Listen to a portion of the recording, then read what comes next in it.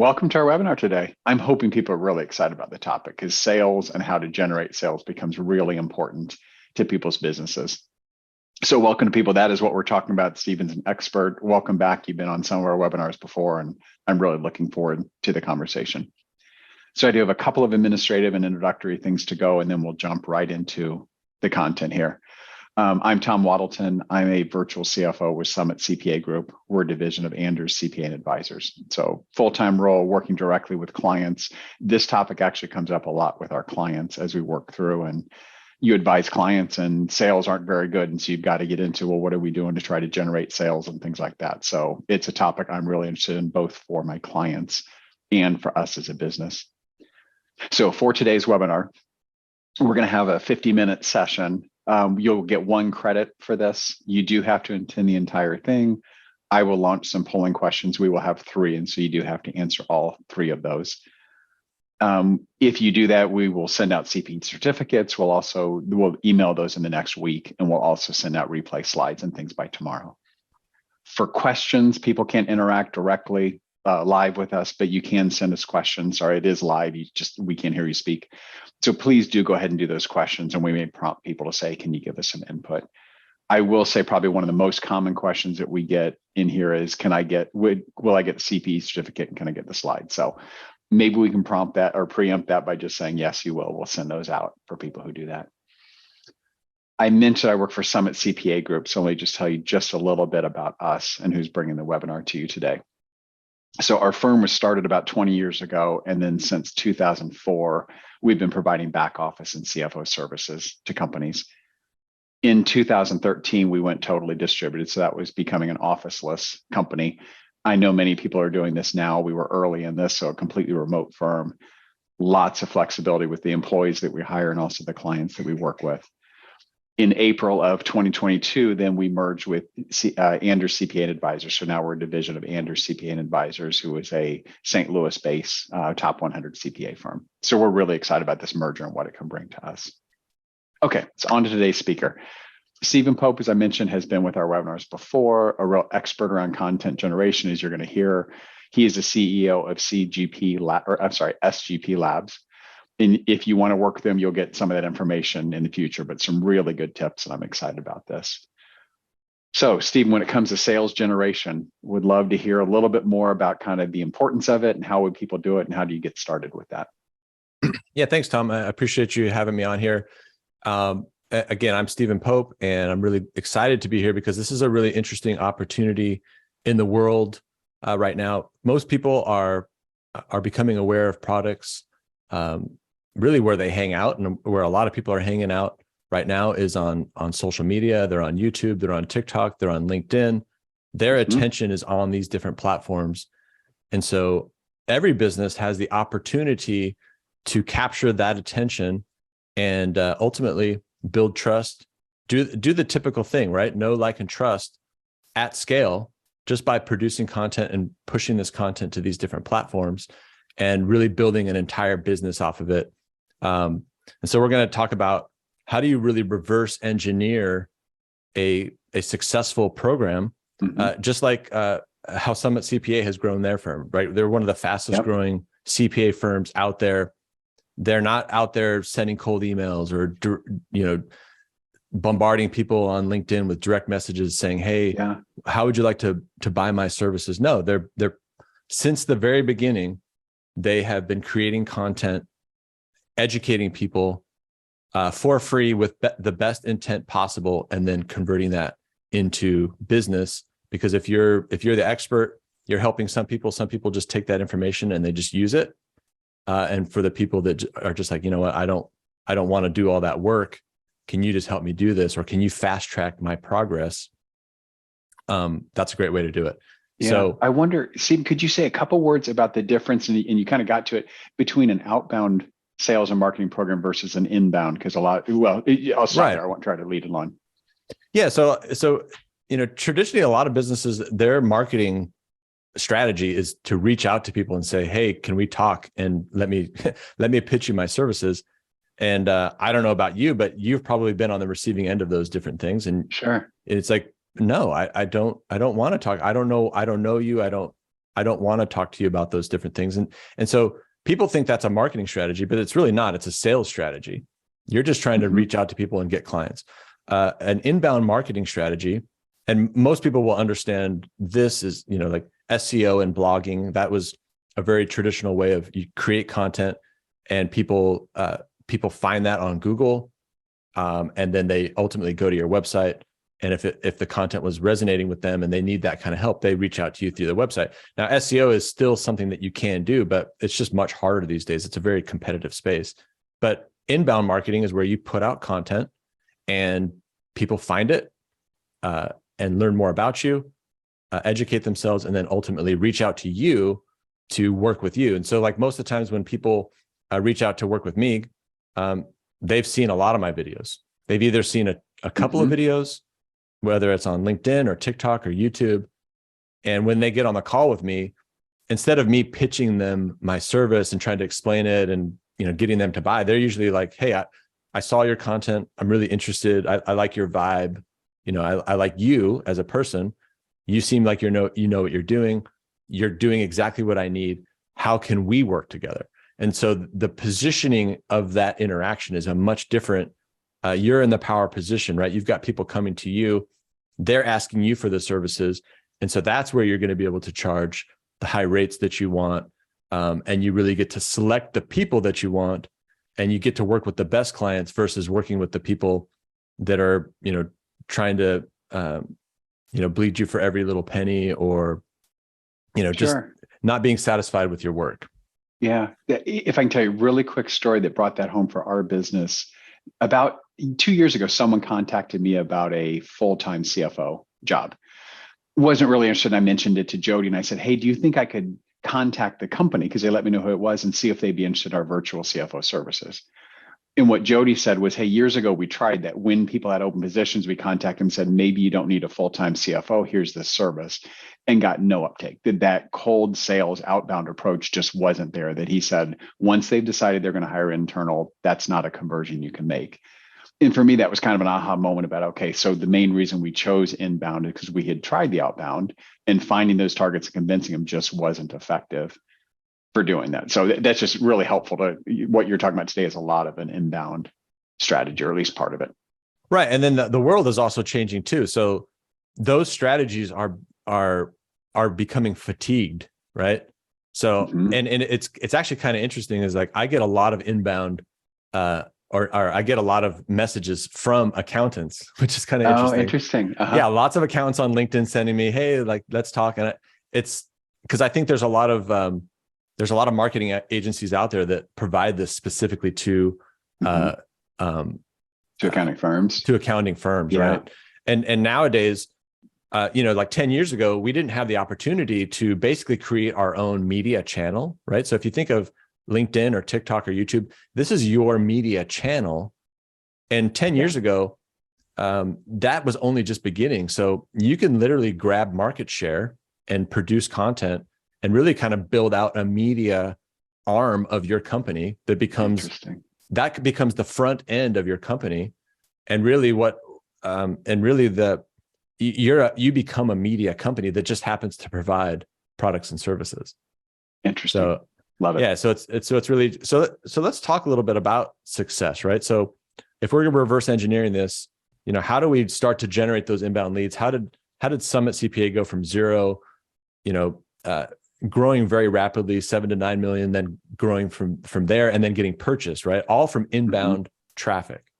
How did I grow my business, the one I have now, very successfully, very quickly? How did I help another client go from like double their revenue over a couple different years, right? So how do you do that? Well, in the end, you've got to have really good content. So that's the real differentiator. So a lot of times people are going out there trying to check the box. Oh, I made my blog, I made the content, I made the video, I'm doing it. Well, maybe not, right? The content has to be good. People have to walk away seeing your content as the expert. It has to be differentiated from everyone else. Lots of people are creating content. So how is your content going to become good? And in order to make it good, you got to be consistent, right? So you don't go to the gym one day and come back with like a 6-pack. Like, it takes time. And so in order to have consistency, you're going to have a routine in order to get that practice, right? Pretty simple stuff. This shouldn't be too groundbreaking here. Yes. Oh. And then in order to have that routine and that practice, you're probably going to have some way to hold yourself accountable. Whether that's someone on your team, or you've got a coach, or you've got, some way to hold yourself accountable to get this stuff done. And you're going to need some sort of reminder of why you started to do this in the first place, right? So that you can stay consistent. Because sometimes if you're not seeing the results that you want, it can be a little bit hard to keep going. So you need to remind yourself of why you did this. And then, first things first is that you have to believe this is going to work. Mm-hmm. If you don't believe this is going to work, there's no way that you're going to make a commitment to do this. And so you have to kind of just take a step back and ask yourself, hey, have I purchased a product after seeing it on social media or on YouTube? You have to look at your own behavior, right? So a lot of times I hear this a lot. It's like, I don't think this is going to work for me. I'm an accountant. It won't work for me. I'm a this, I'm a that. Summit CPAs, all the examples that you really need that it works, but just look at your own behavior and how you operate online and what you're looking at. And that will help shape your belief. Because if you don't believe and you don't get committed, then this is really something that it just isn't going to work, because this is hard, right? This isn't the easiest thing. It's new. And so having that belief and that commitment is going to be really important. Good.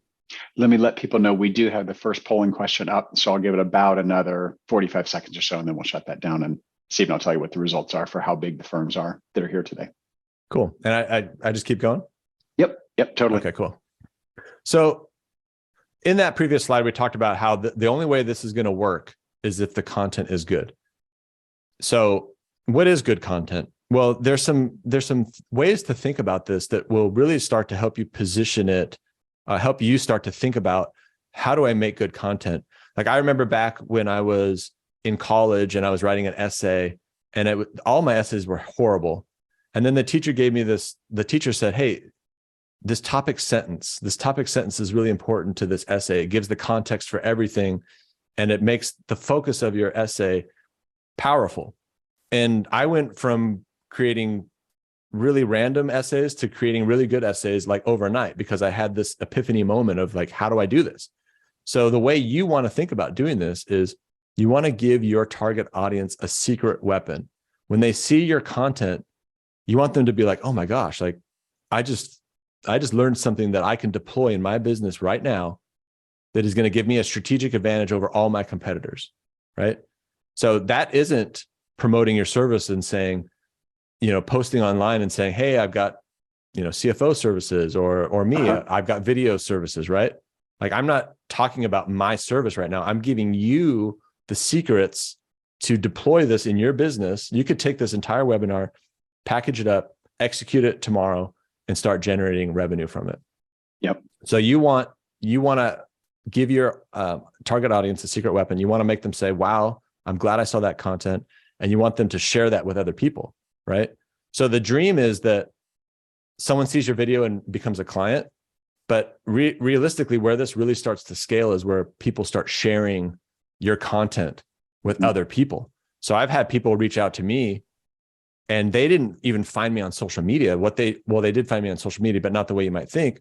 So I had a big course creator company reach out to me, and they were like, hey, Steve, somebody pasted your TikTok into our Facebook group. Oh. And I was like, wow, that's really fascinating, right? Because now you have people finding you on social media and then depositing these videos into like these little networks, right? Because where are people hanging out? They're on social media. They're in these little communities. They're in Slack communities. They're in their work communities. You want all of this content to start to bleed out to those different places. And so the way you can do this is a pretty simple exercise, is when you create your content, just think about it this way. It's from the context of the viewer. You want them to walk away saying, wow, after reading or viewing this content, I understand that if I take this action or I don't take this action, my life will be better in this specific literal way, right? Like, I'm going to make more money. but I also feel better in this specific way, right? So you're giving the logical and the feeling behind the outcome of applying this content, right? So if you follow my advice in this webinar, you're going to make more money, but you're also going to sleep easier at night that you have something that's going to be able to actually scale out your business in a confident way, right? So this is the most important piece beyond everything. If you don't nail this, then the content's not going to work. Now, having said that, all of us start somewhere. Like your content, you know, you're going to have a natural ability at this, or you're going to have to get better. So it's okay to not be the best in the beginning, but you want to have that vision of where you're going. You have to achieve this one way or the other, or it's not going to work. I really like the specifics of this. Let me do a really quick tangent and tell you a little bit about our audience. And you should be able to see this if I share the results. I find it interesting. So about half of the audience is from firms bigger than 50 people, and then about half is smaller than 10 people. So a little bit kind of bifurcated, but really kind of helps us. And I think we'll reference that later as we talk about practicality and who helps you do this kind of stuff. Exactly. Yeah. Cool. Great. I like the specifics. I like that you learned from your teacher. I just got those papers back and I'm like, oh, that just means bad grade. I didn't internalize it into, I can be a better speaker if I have that key message. So that's helpful. Right. And so one of the most important parts as we get going here is to keep it simple. Ultimately, there's a lot of options. There's a lot of different ways you can do this. You can scale this out. So I publish content on lots of different platforms. So does Summit CPA. But if we think about like, what is the most important thing here, we talked about it, is making really good content. So when you start creating, one of the things you're going to want to make sure you do is you pick a single marketing channel, you pick LinkedIn or you pick TikTok or one of these places where you can get some rapid awareness, and you pick a single style of recording, and you really get good at those two things for a while and start to get the feeling of how all this works before you move on, right? Because otherwise you can find yourself just doing busy work. You can find yourself posting videos all over the place. You can find yourself trying to do webinars and then podcasts and then selfie videos, and you're not really mastering any one thing. You're just keeping very busy and very distracted, and you're robbing the time that you could be spending on creating that really good video, right? That's where you want to spend the time, not doing administrative tasks like posting videos everywhere and sure, doing all these different types of videos. So keep it simple. That's really vital. Mm-hmm. So how do we pick that marketing channel, right? So is it Facebook? Is it LinkedIn? Is it TikTok? Is it YouTube? Really important question this is a strategic choice, and it's important. So, but it's actually quite logical on how to figure this out. You really just want to ask yourself, like, are your clients there? Are your clients on these different channels, right? And in most cases, for most of us, most of our clients are on all of these different channels. Mm-hmm. They're on TikTok, I promise you. It's not just for kids. It's a much different platform than people think. Most of my clients are actually coming from TikTok right now, and YouTube and LinkedIn. But are your clients there? You got to make sure. You might have a very specific niche, and you're going to want to pick where those people hang out. Do you already have existing subscribers on that channel, right? So I'm kind of building this little matrix here in my mind. Uh-huh. So I could almost I could break away here and just go to like a spreadsheet, because I know CPAs like spreadsheets. We do. We love these. So I break this down, right? It becomes a very logical choice. I call this the opportunity matrix. So is your niche there? Do you already have subscribers there, right? Do you have some existing experience on that channel? Like, have you been on LinkedIn for a lot of years and you know how that platform works? Are there networking opportunities on that platform? So like LinkedIn, for instance, that's a really powerful networking platform. You can reach out to anybody, you can search for them, you can connect with them, you can do the whole networking thing as well. And then there's this really important feature, which is reach. Is there organic reach? And what that means is, when I post a video, how many people are going to see that video, right? Mm-hmm. So on a place like LinkedIn, you have the opportunity to post content and have more people see it than you have followers. So you could have 1,000 followers, and you could have the video be seen by 10,000, 100,000 people by this thing called organic reach. If the video is good and a lot of people are watching it, they will keep pushing it out to your second and your third connections, and it could potentially go viral. Now, LinkedIn's a little bit more of a mature platform. There's more people creating content there, so it's harder to do that. But a place like TikTok, which is very new, there's way fewer people creating content than there are viewers. And so you can literally have one follower and you can have a video that hits 1 million different people. Wow. And you got to understand the power of the scalability there. You're putting out videos out on a daily basis, and you're hitting a large number of people on a daily basis, just consuming you, seeing your face over and over again. Very powerful. Whereas opposed to a place like, go ahead. Sorry, I was getting interrupted with a question. So someone asked about, is my niche active? How would someone figure out for their niche? And if you want, like, Summits is digital agencies, but it may be kind of whatever. How would someone say, okay, is this a good niche for where I want to reach? Yeah. So, yeah, that's a good question. I think if it's, without a practical example, it's a little bit hard to say, but I think you have to just think like, where are these people spending their time? A lot of times people are going to YouTube and to TikTok. And so one of the things you might just ask is, like, out of your given clients, you might just reach out to them and say, hey, where do you spend some of your time? Like, okay. Like sure. Your existing clients, right? Like, do you go to TikTok?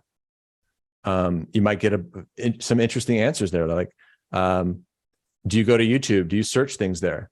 Are you on LinkedIn? Right. So just doing some basic research around that is probably really one of the best ways. Okay. So that's very helpful. Good.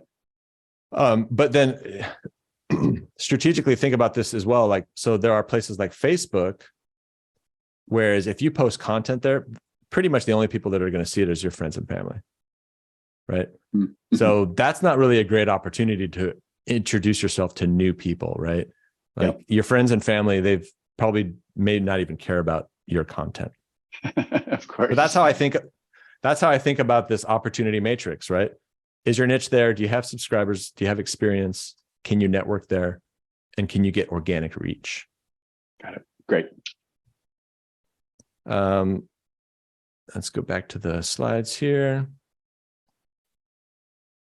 And then we talked a little bit about recording style. Okay, so now how are you going to record the content? So there's quite a few different ways of recording content. There's just the straight up talking head videos. We've all seen these, like YouTube videos, or people where I'm just looking at the camera.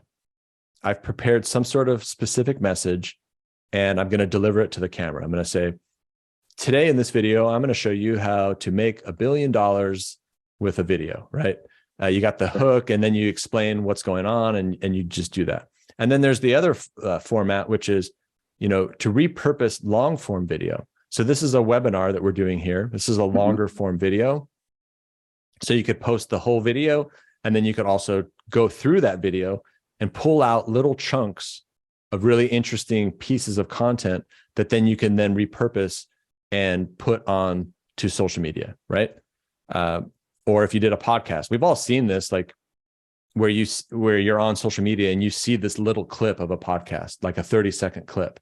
And what's happening there is somebody's going through that video and just isolating the things that are interesting and then putting those things out into social media. And so there's kind of there's advantages and disadvantages to each of these different things. So you just want to kind of think about you and your situation and your strengths and your time and kind of where you're at. But just on a high level, the talking head videos, what's great about those, it's a very targeted message. I've thought it through.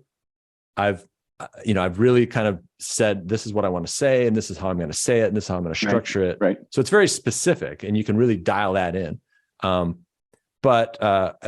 you also get really good at conveying your thoughts if you do a lot of these.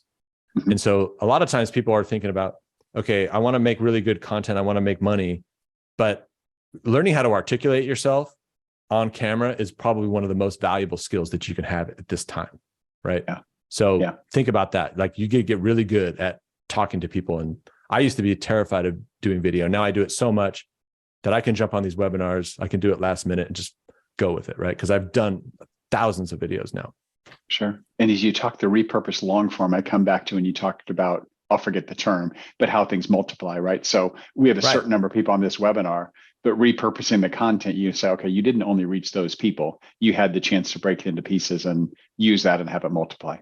Right, exactly. So the downside of the talking head videos is you gotta get in front of the camera over and over and over again and write these scripts out and come up with all these ideas.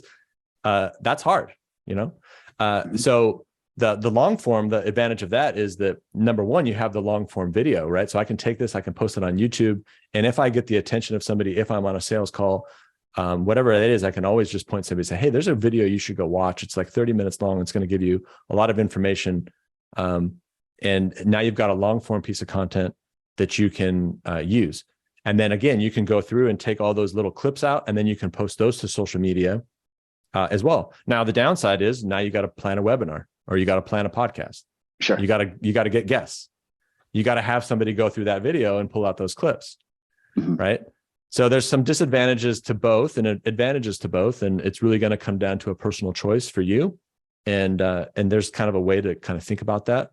Just the same way I showed you the opportunity matrix for picking a marketing channel, there are some considerations around picking the long form content. I'll quickly go through that real quick right here. So the good thing is that there's really a lot of different ways of recording content. And I'll just briefly go over these different things, but you could start a video podcast. You could do a live Q&A. You could do a recorded event. You could do a live show. You could do a documentary. You could do a webinar like we're doing right now. So there's a lot of different options. And like every person's going to feel a little bit different about how all these different things work. But the most important part is these key considerations as to why you would do one or the other, right? So what's really cool about podcasting is that it has a networking effect. So so outside of the video and the social media, right? So I've been on Summit CPA's podcast a bunch of times. I've had Kelly and other people from Summit CPA on my podcast. I've had all these different experts. I've had potential customers, partners, influencers, people from different communities on my show. And so we're literally networking. So we're doing that whole networking style thing, but we're also creating content out of it, which is really cool. So imagine just going out and reaching out to your favorite like customers that you want to work with. And instead of pitching them on your service, you're just like, hey, come on my podcast. Let's talk about business. Let's talk about some interesting things. A really good way to. Yeah, that is a great idea. I love that. And thinking of it from networking, because you're offering them also a platform, and it gives you a chance to say, hey, Stephen, I've loved some of the ideas you have. We've talked through these things. Would you be willing to do this? And so you're also building some goodwill there. That's exactly. Really cool. Yeah, it's really great. Now in the podcast, again, you're going to have to schedule those and reach out to people and run that podcast. So there's some, disadvantages there, but, and then you can think about the live Q&A. So if you do a live Q&A, well, you don't have to come up with any questions. You don't have to network. You don't have to have any guests, right? You don't have to plan that. And you've got people asking you all the questions. So you just get to sit there and field these questions from your audience, and you can record that and not only make a long form video out of it, but then you can make a bunch of short clips. Yep. Great. But then the downside is you got to plan this live Q&A and get people to show up. Yes. Right. And then there's the webinar. So I won't go through all these different things, but the main things is like, is there a networking effect? Can you get live questions from an audience? Are you going to be able to repurpose this from clips, right? So if you start a podcast and you're only asking somebody else questions and you're not really providing your own point of view, how much content about you are you really going to be able to pull from that, right? So when you structure this podcast, you're going to want to make sure you structure it in a way where there's a conversation going and you're going to be doing a good amount of the talking. And then what's the effort to plan and prepare for this?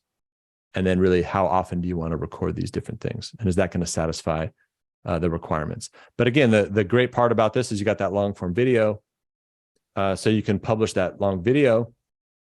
And then from that, you see a podcast. This is one of my clients. We can take that podcast and then we can make a square video that goes right on LinkedIn, right? Yep. And we can take that same video and create like a vertical style video that would go out to a place like TikTok or Instagram Reels or all these different places.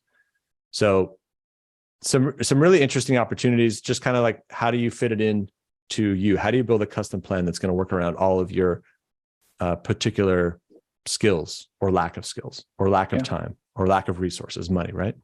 Yep. In this example, you got that one long form that turned into 10 short things you can publish, or 20, 40, something where you got a lot that you can multiply that into good content?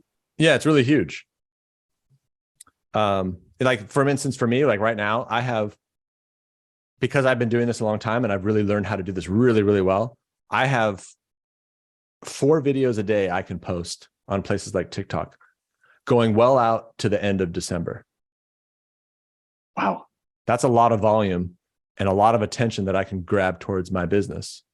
So, and you're saying that's from content you've already created. That's not recording 4 new videos each day, right? You're saying, yeah, those are not yeah, I did not do like selfie style videos. I recorded myself. I'm recording myself right now. Sure. So I'm like off to the side here. I have a video camera that's vertical, and it's recording me, and I can take this and turn it into content. Okay, cool. So then the next thing, you got your strategy, you've picked your marketing channel, you've picked the style that you're going to do. Now you really just have to, build your plan. How are you going to get this done? Getting into the nitty gritty of the work here. So you're going to have to build a content calendar. And then, ultimately from that calendar, you're going to have to update your calendars. I'll show you guys a little bit about that. But it's way easier than you think, but just like high level, like what platforms are you going to be posting to? Am I going to be posting to TikTok or is it LinkedIn? Right. And am I going to post one video on Monday, one video on Wednesday, and one video on Friday? Right. Mm-hmm. And if I'm going to do that, or let's just make it a little bit more interesting. And we got YouTube here. So I'm going to publish one video on YouTube every week. So it's like, what do you need to do? Like as the subject matter expert, as the CEO or whoever that is, what do you have to do? Well, you're probably going to have to find one day where you, come up with ideas. I'm just going to keep it simple, ideas. And then one day you're going to have to, script it, and then you're going to record. You could do all those in the same day. I'm just kind of like spitballing here. And then when you're done recording, then you're going to have to send it to your editor, and your editor is going to have to edit it. And then and then they're going to edit the video, and then they're going to make the clips, So on a very high level, just like, how is this going to actually function? So that people know what to do and on what day, and just like we're starting to build out that plan and the system of getting this done.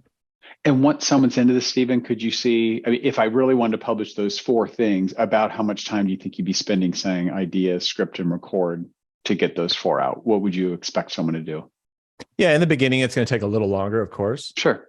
But if you're pushing out a video, one video a week, my guess is once you're experienced, creating the ideas and scripting them out and recording them could be done in a couple hours a week. Yeah, that's what I was thinking. And so starting out this schedule of I'm going to do 4 a week, my guess is you would say that may not be the best way to start, or would you worry about someone saying, okay, it's taking too long? 1 a week, maybe something someone might try at first. Is that right? Yeah. So like it's an interesting thing is like, how much should I make in the beginning? Yeah. Well, it's really interesting because everyone's different. Everyone's capacity to create and distribute this content is different. You want to create as much as you can, but you don't want to burn yourself out. You don't want to stress yourself out. You want to make this fun. So what I encourage people to do is do as much as you can without stressing yourself out. The most important thing right now is getting this program up and running. You can improve it until the end of day. But if you sabotage yourself with doing too much too fast, then you're going to quit. And if you imagine like you're at a campfire and you're starting that fire, right? Like when you start that initial fire, it's like it's really gentle, right? A little thing of wind that comes by puts the fire out. Yeah. And you need to protect it. That's the most important thing, is protecting this little fire until it can be kind of raging and it has its own momentum. Like once this thing makes you money, you'll start to just pour more and more resources into it. It will become a no-brainer. But you need that validation to get there. And so you want to protect your little flame. So start small, just start seeing that video going out there and be like, yeah, I got this. I got a video out there. That's really cool. And be okay with it not being the best, be okay with it not generating any business, right? So in general, this is just kind of how you start to build out that plan. And then when we go back to the slides here, I'm going to head. Now you got to take that schedule. You got to actually go into your calendar. You got to block out that time. Go the mile. You finish the job, right? Put it into the calendar, follow your calendar, and make a commitment to do this. I like the practical example. It is great for that. Yeah, that's cool. So then the next thing is really just like, how do you build out that team, right? So you're a subject matter expert. You've decided you're going to create the content, but you don't want to do the editing. You probably don't want to do all the planning around it. You want somebody to help you do that. If you're a one man or woman team, maybe you start doing some of the main things. But if you're going to hire out, typically what I see is what most people do is they pair an assistant with a video editor. The assistant's kind of doing the administrative scheduling, putting things on calendar, making sure things are organized, which a video editor isn't going to want to do. And then you get a video editor, and the assistant's kind of, helping you work with the video editor and making sure things are getting done, which works fine if you have an assistant and if you know a video editor. But sometimes it's, if you're not there yet, sometimes hiring both those people and training them on all these different things, it's kind of overwhelming for businesses to do. Sure. So what I've actually started to do only through experience is I really kind of defined a new role, which is a content producer. And this is someone that's passionate about video, passionate about content, and they can do all of these different things. So they can run your content program, and they can do all of the video editing, because it's kind of hard to assemble these different people. I mean, I wouldn't say it's hard, but it's time consuming to train all these different people on all these different things. And so what that content producer really looks like is it's just somebody, because you're busy, it's really just somebody that can help make sure that you can just show up and record. I can just show up and just run the program. You're done, and everything else is done for you. And so what they're doing is they're planning and organizing, they're running the project management. They're able to go through and pick clips, right? So they've learned that skill. They can do basic video editing. They can do basic graphics and thumbnails. They can go into Canva and make a thumbnail. They can actually post the content, right? They can come in and look at the analytics and give you some suggestions on what's working well, what's not. And they can also do remote filming. So if you're using Zoom or Riverside to run a podcast, they know those tools, and they can, just smooth it out for you. Sure. And then, and they can actually run that system for you, right? So if you're using a project management software, I happen to use a program called Airtable, and I'll show you that. But they can just run the system, whatever that system is, that machine that we're talking about. And we got a question from Jennifer that says, where can you find a decent, affordable, it says video editor, but maybe you can comment on the content producer as well. Yeah. So video editors are quite easy to find. The main thing is you just need to know what to tell them, right? So like, what is the output that you want?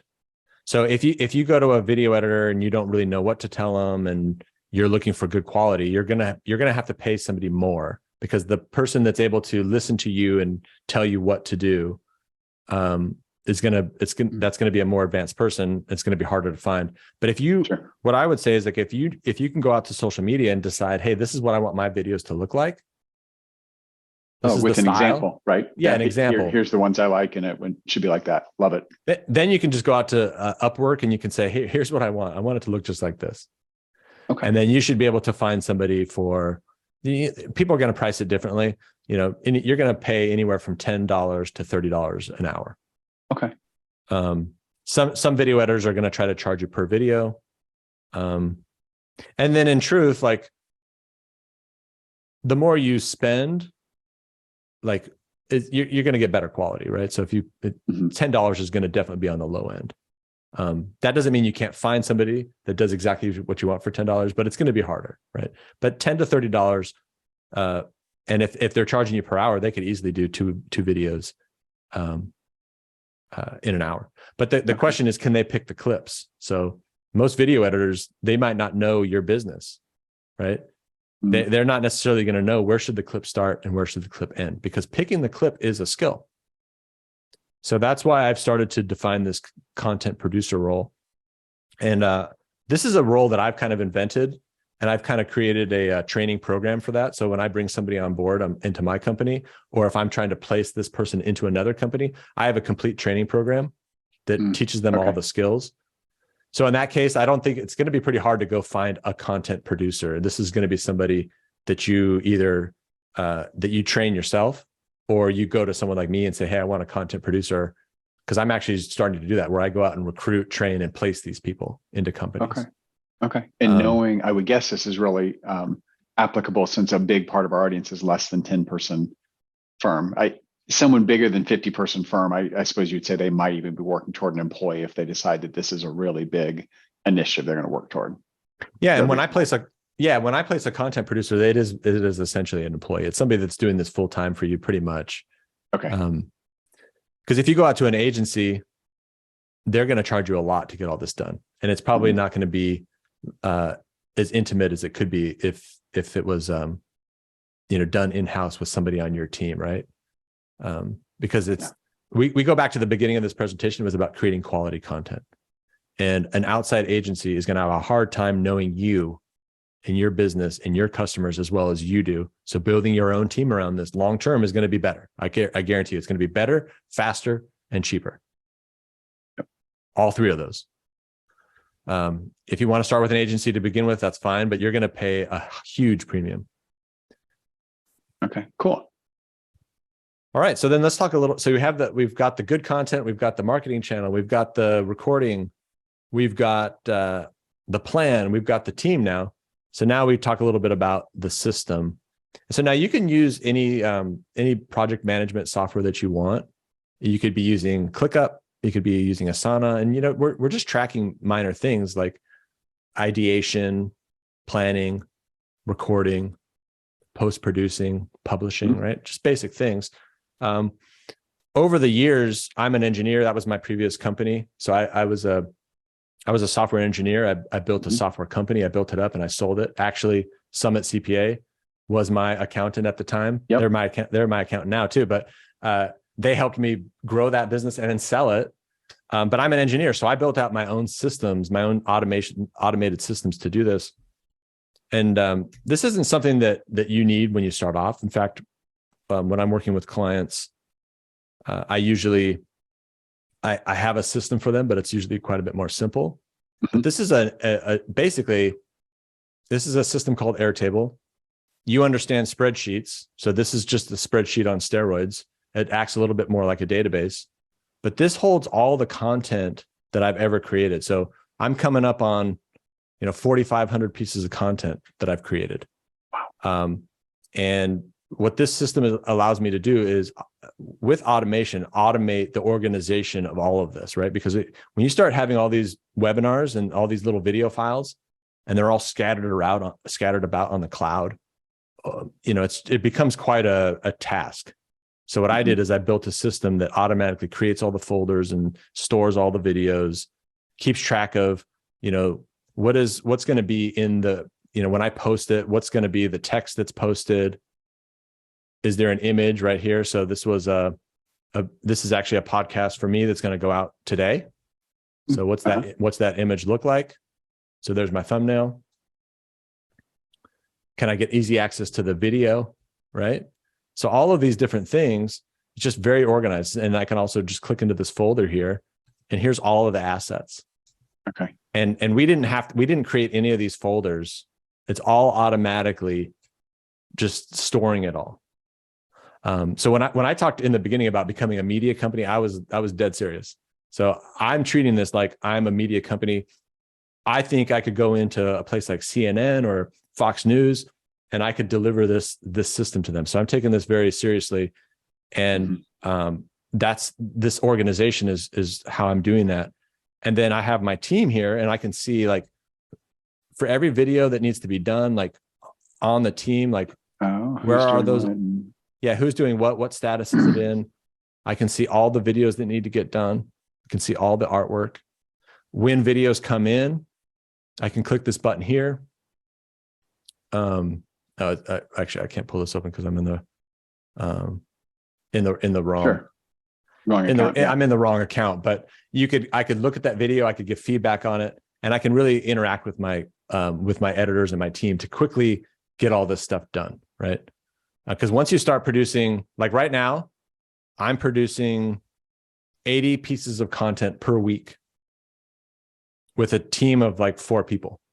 Okay. And so the organization to make that happen is pretty intense. That gives some good idea of the scale. What I love about the data being organized is I assume that there are times where you pull historical things. Something seems really topical, and maybe you did a video 4 years ago. You can easily find that and just go ahead and put it out or repurpose it or whatever you want, because and it looks like you could search titles and everything else to go find things.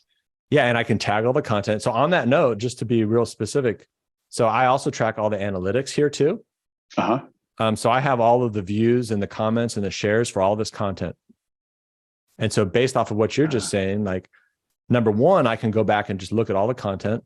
So this is everything going back to when I first started, which is really cool. It's an asset. I didn't realize that would become an asset, but it is. But I can also recycle content. So because I'm able to see the views, I can go back to old content. I can look at how well it performed. And I can actually just re-engineer it. So I can look at that content. I can say, oh, look, this is where people were dropping off. This is where people, this is where people, so I can look at it and actually re-engineer content. Now, this isn't that simple plan that we talked about in the beginning, right? Where I said, keep it simple.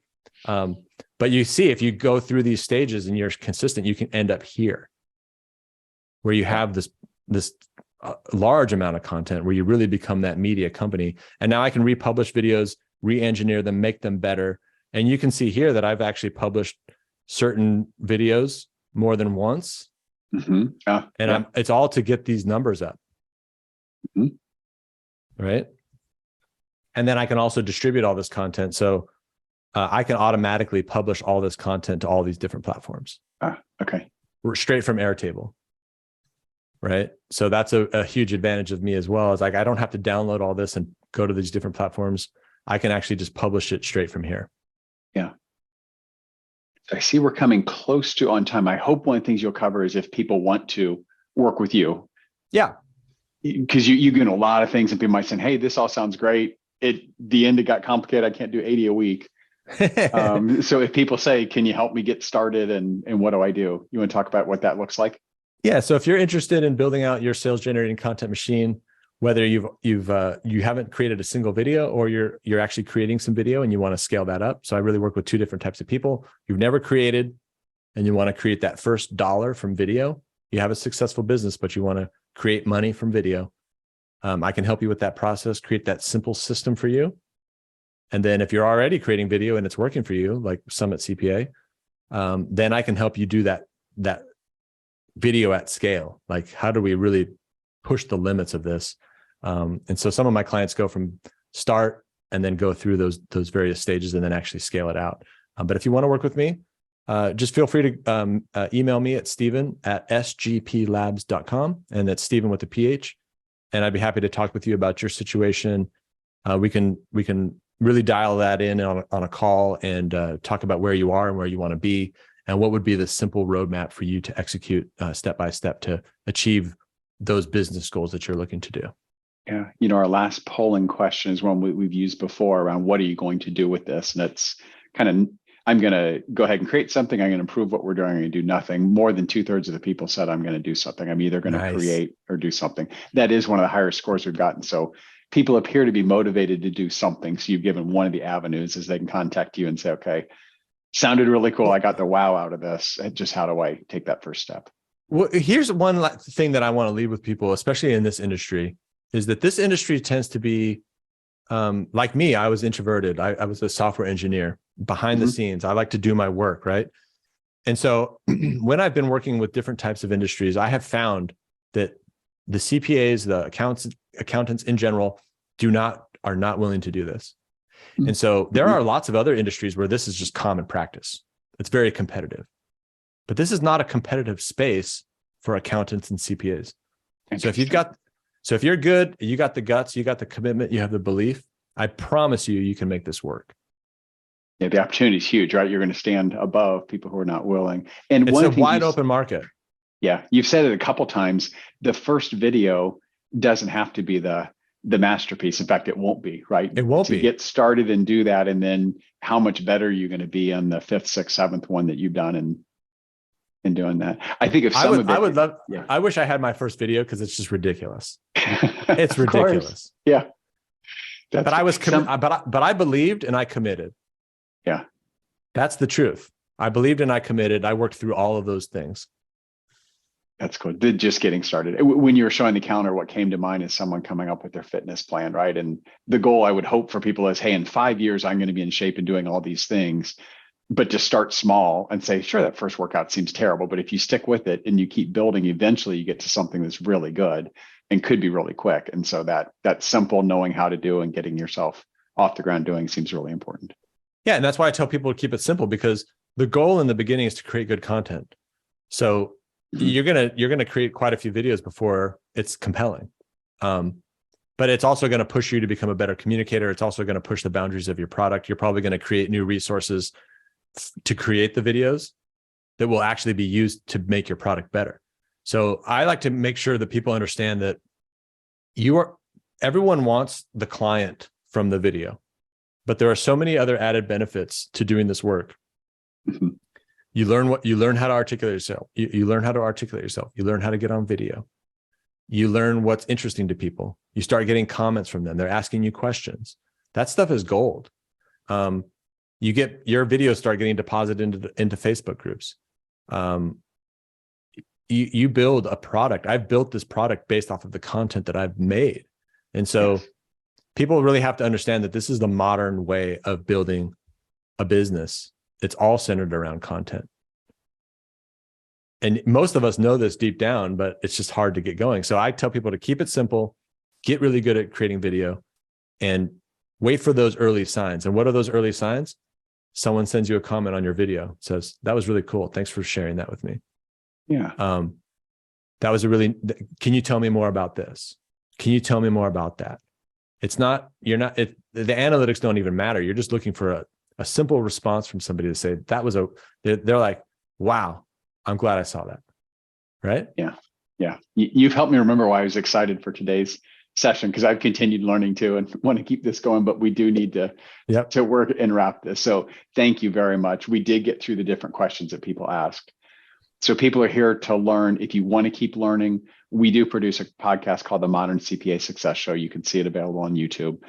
Stephen's been on there before. We have had other clients. We've had employees on there. So lots of different topics that we cover in there. So we hope that people would take advantage of that. If you want to be a little bit more interactive, there's a second offering, and it's the CFO community that we have. That is a Slack community. You can see that we're offering 1 month of free access. You can see some of the channels on the side, from a marketing channel and a CFO channel and things. So you can interact with other accountants on that platform and try it out for free and see if that's something that works for you. I hope that it's a very valuable resource. And we had some small firms in here today, and so some having a network of people to reach out to easily can be important.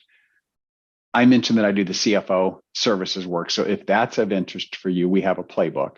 So this is a course, it's 15 modules. So it's a fairly intensive course, but beginning to end, everything that we do and how we do it, along with resources. You get finished, there's a coaching session, there are books, you get a free subscription to that Slack network. And then we also do a weekly meeting where people can get together and talk about what they're working through. And we give guidance and help people and show things that we do, and you get some discounts. So that's something I would encourage. If you think the CFO sounds cool, but you want to join us doing that, we are always looking for good people. So check us out, both Summit and then also Anders are two companies that you can do that with. Steve, again, thank you very much for going through today. I think this was excellent. I hope people will reach out and hopefully they got something today, then grab and say, okay, I've got something specific I know that's going to benefit me from today's session. Yeah, thank you for having me on. I appreciate it very much. Great. Thanks. And to everyone else, I hope that you guys have a fantastic day. Thanks.